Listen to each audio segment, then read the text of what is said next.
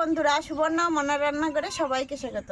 তো আজকে আবারও চলে আসলাম আমি আচার বানানোর জন্য। তো আজকে আমি বানাবো চালতার আচার। তো প্রথমে আমি চালতাগুলো কেটে নেব।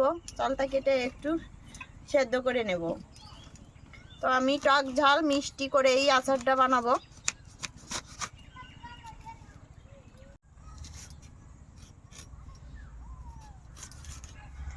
তো এভাবে আমি সব চালতাগুলো কেটে নেব।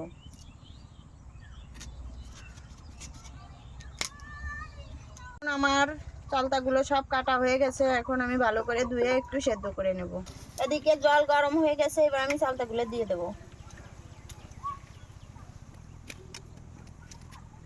চালতাগুলো বেশি সেদ্ধ করা যাবে না, অল্প সেদ্ধ করেই নামিয়ে নেব।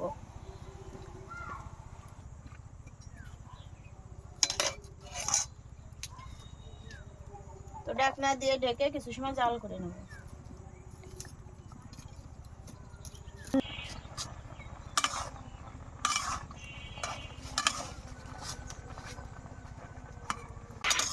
তো দেখুন বন্ধুরা, আমি অল্প কিছু সময় একটু সেদ্ধ করে নিয়েছি। এবার আমি নামিয়ে নেব।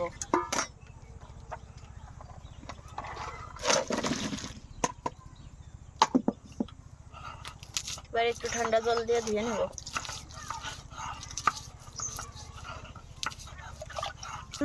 চালতাগুলো একটু থেতলে নেব শিলপাটায়।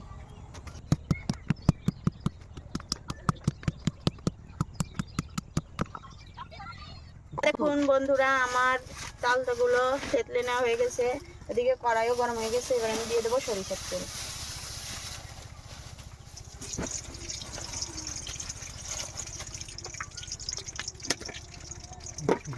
গরম হয়ে গেছে, দিয়ে দেবো কিছু পাঁচফোড়ন,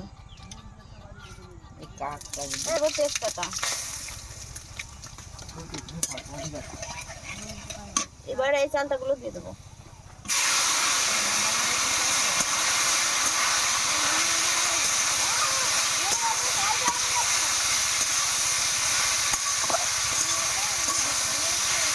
দিয়ে দেবো লবণ, হলুদ গুঁড়া।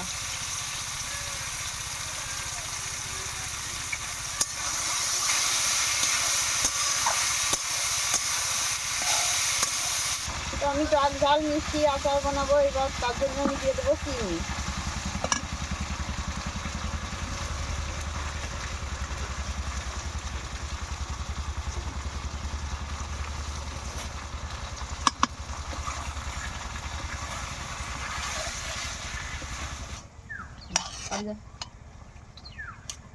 চিনি গলে গেছে। এবার আমি এর ভিতরে দিয়ে দেবো একটু শুকনো চালের গুঁড়ো।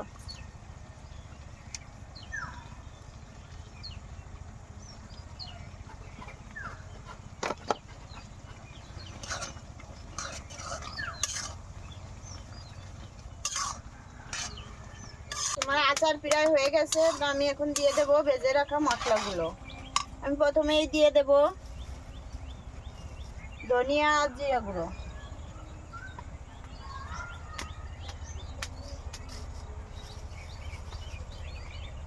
পাঁচফোড়ন গুঁড়া,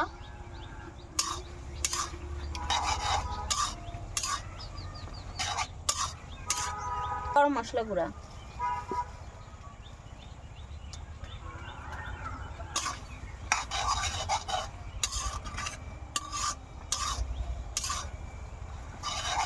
আমার চালতে টক ঝাল মিষ্টি আচার হয়ে গেছে। এবার আমি নামিয়ে নেব।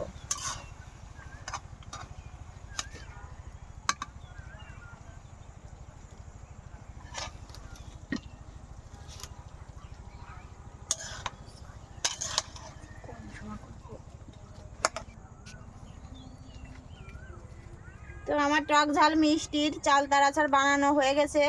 যদি আমার ভিডিওটি আপনাদের ভালো লেগে থাকে তাহলে অবশ্যই শেয়ার করে দেবেন আর আমাদের পেজটি ফলো করে পাশে থাকবেন।